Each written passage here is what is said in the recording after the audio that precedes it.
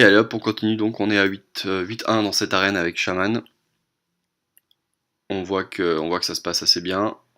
Surtout la partie d'avant, on a eu assez de chance, beaucoup de réussite sur pas mal de choses, que ce soit avec un bomber contre le rogue de mémoire qui a vraiment été très avantageux.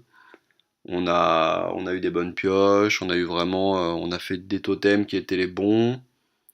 Et la partie d'avant, on a évité un vol de créatures qui aurait pu être un peu plus compliqué, même si je pense qu'on s'en sortait quand même. Donc, euh, donc c'est quelque chose qu'on abordera dans une autre vidéo, je pense, mais vraiment ne pas tilter, quoi, hein. C'est comme dans toutes les autres jeux de cartes où il y a un peu de chance. Il y a des fois ça va être de votre côté, des fois ça va être contre vous. Le plus important, c'est toujours de jouer de la meilleure des façons. À chaque décision, on prend la meilleure. Et il y a forcément un moment donné où ça va être avantageux pour l'adversaire et des fois pour vous. Voilà. Et il y a des fois, ça va être avantageux pour l'adversaire et vous réussirez quand même à passer en faisant le meilleur play possible. Là, on voit qu'à 9-1, on commence à mettre un peu longtemps à trouver un adversaire. Ah, voilà. Alors, on va jouer contre un mage.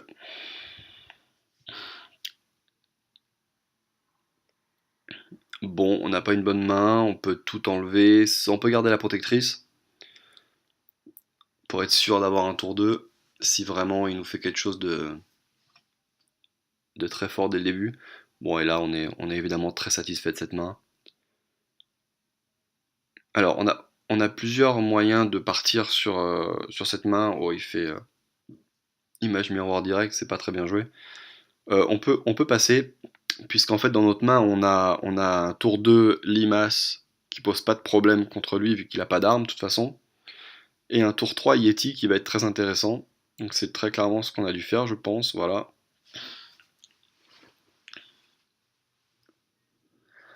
On aurait pu aussi partir sur tour 1, Limace, tour 2, Protectrice, tour 3, Worgen, tour 4, Yeti.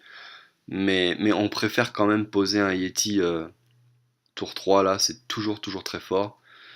Bah, de toute façon, c'est pas compliqué, hein, il a soit polymorphe ou soit boule de feu pour nous le gérer. Sans ça, c'est très compliqué pour lui. Voilà, donc il a aucun des deux, il nous pose un golem qu'on craint pas vraiment, et il décide de value légèrement son Wind Fury, pourquoi pas. Bon, bah là on va continuer à poser. Hop, j'ai dû poser l'ogre magie, voilà. Puisqu'on a vraiment pas très intérêt. On aurait pu poser le Worgen, hein, c'était pas mauvais, étant donné qu'il a posé une 2-3. Mais bon, on va poser ce qu'il y a de plus cher, hein. Surtout que c'est important avec le chaman, ça, de poser ce qu'il y a de plus cher, parce que par exemple là, le tour prochain, on pourrait faire Worgen plus totem.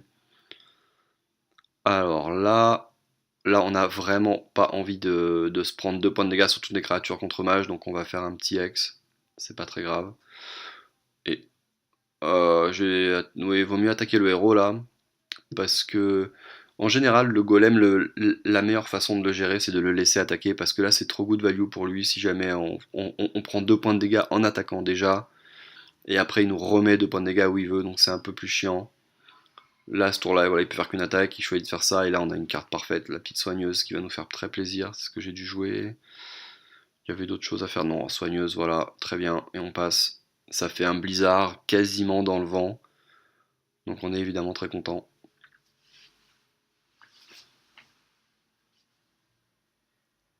Bon, là, on prend très clairement l'avantage.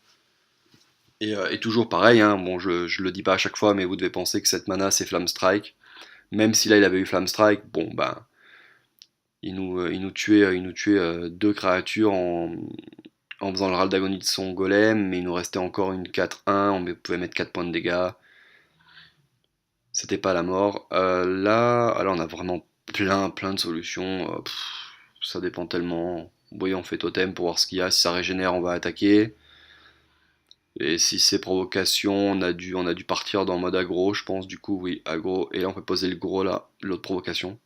Là, c'est vraiment dépendant du totem. Quand on choisit de faire totem au début, si on a quelque chose qui régénère, on va clear le board en attaquant avec nos 4-5 et nos 4-4 sur les 2-5 et 2-1. Et là, c'est provocation, donc On peut très clairement pardon, l'embêter en défendant et en attaquant tout le temps sur lui.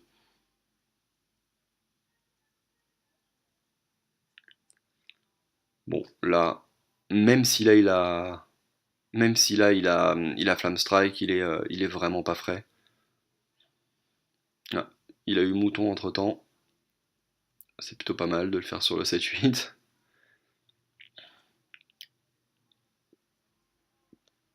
Et waouh, et là il est obligé de s'attaquer. Bon, là, il peut être vraiment très très très très bas en point de vie. Ça fait 4 et 4, 8 et un 9.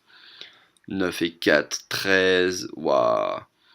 Ah là, je pense que ouais, j'ai dû poser ça et tout, j'ai dû tout attaquer, mais faire le blast, hein, je pense. Hein. Je pense que là, faut faire le blast. Ah, je tue la 2-1, ok, pourquoi pas. J'ai clear là, non, j'ai fait totem pour voir ce qu'il y avait, non, non. Non, là, faut attaquer et faut faire le blast, je pense. Faut profiter de la value tant que l'ogre magie est en jeu. Et on booste l'élémentaire. Bon, là, c'est clairement l'alerte pour lui, il est à 6. On sait qu'on a des élémentaires de feu, donc il est potentiellement à 3. Il faut absolument qu'il clear tout ce qu'on joue. Il fait un Cult Master qui peut être très intéressant pour lui. Il arrive à nous tuer le Yeti, mais il lui reste 3 mana pour gérer 2 créatures, ça va être très compliqué. Bon, bah il préfère qu'on cède. Et donc, mine de rien, c'était la 10ème game, on passe à 9-1. On passe à 9-1. Et bah, comme d'habitude, la prochaine vidéo.